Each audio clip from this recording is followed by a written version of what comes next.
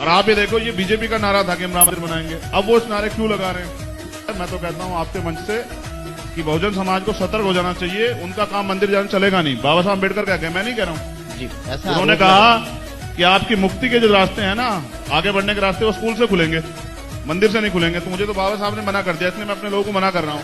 मंदिर रोजगार थोड़े दे देगा, जिनको देगा उनको मिल जाएगा। सतीश चंद्र मिश्रा जी वहां जाके कह रहे हैं अयोध्या कि हम राम मंदिर बनाएंगे, उनके पीछे।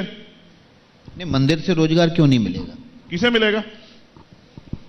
जो पुजारी बनेगा उसको मिलेगा। मंदिर का निर्माण होगा, इंजीनियर्स को मिलेगा, मजदूरों को मिलेगा, मटेरियल सप्लाई होगा, उसको मिलेगा रोजगार। और उसके बाद वहां पर पूरी इकोनॉमिक गतिविधि चलेगी। लोग वहां पर दर्शन करने आएंगे, वो फूल माला खरीदेंगे, प्रसाद खरीदेंगे, होटल में ठहरेंगे, बस से आएंगे, गाड़ी से आएंगे, ट्रेन से आएंगे, हवाई जहाज से आएंगे। पूरी इकोनॉमी घूमती है राम के आसपास। तो फिर हर गली में बना देना चाहिए। अगर इतना रोजगार इससे मिल जाएगा तो सरकार को आपको सलाह देनी चाहिए विकास जी कि हर जिले में बना दो, इतना रोजगार मिलेगा। मैं पूछ रहा हूं, इसमें दलित कहां है, पिछड़ा कहां है? ये क्या करेगा? वहां मेहनत मजदूरी करेगा, ईंटें उठाएगा। उसको तो पुजारी तो बन नहीं सकता, तो करेगा क्या वो? वहां वो जाएगा और घंटा बजाएगा।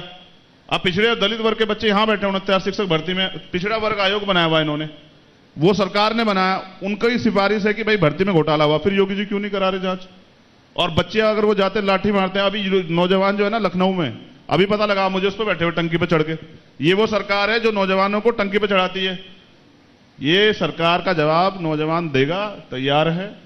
इलेक्शन आने दीजिए, इनके पास एक ही मुद्दा है, हिंदू मुसलमान का। ये प्रयास कर रहे हैं पूरे देश में, ऐसी अभद्र भाषाओं का प्रयोग और तमाम तरह से माहौल खराब करने का प्रयास हो रहा है। मैं तो कहता हूं आपके मंच से कि बहुजन समाज को सतर्क हो जाना चाहिए। उनका काम मंदिर जाना चलेगा नहीं। बाबा साहब अम्बेडकर क्या कहे, मैं नहीं कह रहा हूं जी, ऐसा उन्होंने कहा कि आपकी मुक्ति के जो रास्ते हैं ना, आगे बढ़ने के रास्ते, वो स्कूल से खुलेंगे, मंदिर से नहीं खुलेंगे। तो मुझे तो बाबा साहब ने मना कर दिया, इसलिए मैं अपने लोगों को मना कर रहा हूँ। आगे बढ़ते हैं, माफियाओं की बात कर लेते हैं। माफियाओं को मिट्टी में मिलाया जा रहा है, इस पर क्या कहेंगे आप? हाँ, एक माफिया तो अभी जिनको इतना लंबे का समय का टाइम दिया कि भाई आराम से सेटल कर लो, डरा दो, परिवार को धमका दो, परिवार से किस तरह से जो है बातचीत कर लो, सेटिंग कर लो कि आपकी जान बच जाए। कौन से माफियाओं की बात कर रही हैं? आपने इसे भय की राजनीति नाम दिया, लेकिन आपको नहीं लगता कि कानून व्यवस्था बेहतर हुई है पहले से? बहुत बेहतर हुई है।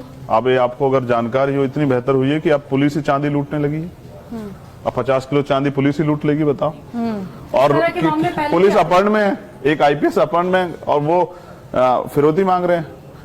और अभी मैं फिर कह रहा हूँ, जो अच्छा काम होगा उसका हम लोग समर्थन करेंगे। अच्छा, लेकिन अगर उसके नाम पे अपने विरोधियों को, विपक्ष के लोगों को डराना धमकाना, उन पर मकान बुलडोल चलाना, अगर इसको आप कानून व्यवस्था कहते हैं तो मैं इस लेकिन धर्मांतरण और लव जिहाद के मामले भी तो बढ़ते जा रहे हैं। अब बात अगर यहाँ पर मामलों की हो रही है तो इस पर आपका क्या सोचना है? गलत है। अगर कोई किसी बैड इंटेंशन से किसी का धर्मांतरण कराए, धर्मांतरण तो बिल्कुल गलत है, मैं इसका समर्थन नहीं करता।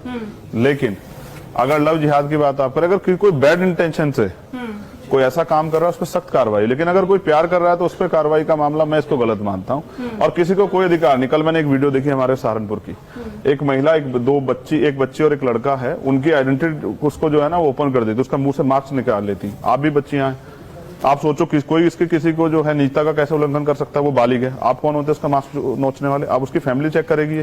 अगर वो अपराध कर पुलिस कार्रवाई करेगी, आप कौन होते हैं भीड़ बन के पीटने वाले? आपको किसने अधिकार दिया? ये सब दोनों तरफ है। चंद्रशेखर जी, ये दोनों तरफ है। मैंने कुछ मुस्लिम बच्चों की वीडियो भी देखी जो इस तरह लड़कियों को कर रहे हैं, और मैंने कुछ हिंदू बच्चों की वीडियो भी देखी जो इस तरह कर रहे हैं। मैं दोनों खिलाफ। चंद्रशेखर जी, देखिए, धर्मांतरण की बात क्योंकि हो रही है और धीरेन्द्र शास्त्री तो आप सुन ही रहे हैं उनको, तो उनकी इस सोच को, हिंदू राष्ट्र वाली सोच को से आप कितना इत्तेफाक रखते हैं? बस ये बहुत अच्छा सवाल किया आपने। क्या आप संविधान के खिलाफ हैं? यही मेरा सवाल। नहीं, अभी आप संविधान मैं तो नहीं, अभी आप संविधान के बारे में मुझसे पूछ रहे थे, यूनिफॉर्म सिविल कोड पे। मैंने पूछा आप इससे इत्तेफाक मैं क्या कह रहा हूँ? देखिए, ये भारत है ना, सेकुलर भारत, ये इसकी पहचान है। अनेक धर्म, अनेक जातियां, सबकी अलग परंपरा, सब कुछ। आप हिंदू राष्ट्र कैसे बना दोगे? और वो हिंदू राष्ट्र का एजेंडा क्या है आप पे? एक बड़े, अब हमने तो CJI साहब को सुना, उन्होंने कहा आप एक हिंदू गांव भी बना के दिखा दो, उसकी क्या विविधताएं होंगी, उसको किसको क्या अधिकार होंगे, यही बता दो आप। उसमें कौन ऊपर बैठेगा, कौन नीचे बैठेगा, कौन शासन चलाएगा, कौन जो है सुरक्षा करेगा, यही बता दो। तो कोई एजेंडा नहीं है, सिर्फ राजनीतिक एजेंडा और कुछ नहीं है। और एक सेकंड, देश के प्राइम मिनिस्टर हिंदू हैं, बहुत सारे स्टेट में चीफ मिनिस्टर हिंदू हैं, प्रमुख सचिव से लेके बहुत सारे अधिकारी हिंदू हैं।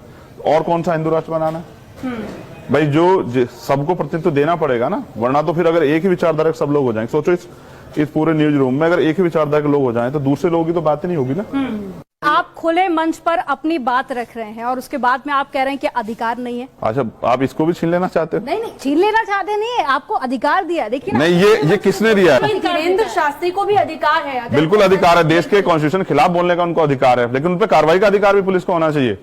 लेकिन ऐसा कुछ नहीं कहा उन्होंने। आप देखो, सरकार उनको बचा रही है, जिस दिन सरकार उनके एंटी आ जाएगी कभी भी नहीं बोलेंगे, फिर सरकार के साथ बोलेंगे। मैं जानता हूं सरकार के रट्टा अच्छा, एक मुझे आपका बयान याद आ रहा है, वो काफी पुराना है, शायद आपको याद हो ना हो। आपने एक बार कहा था कि मैं नेता कभी नहीं बनना चाहता, मुझे कार्यकर्ता की तरह काम करना है, लेकिन अब तो आप एक बड़े नेता के तौर पर ही जाने जा रहे हैं।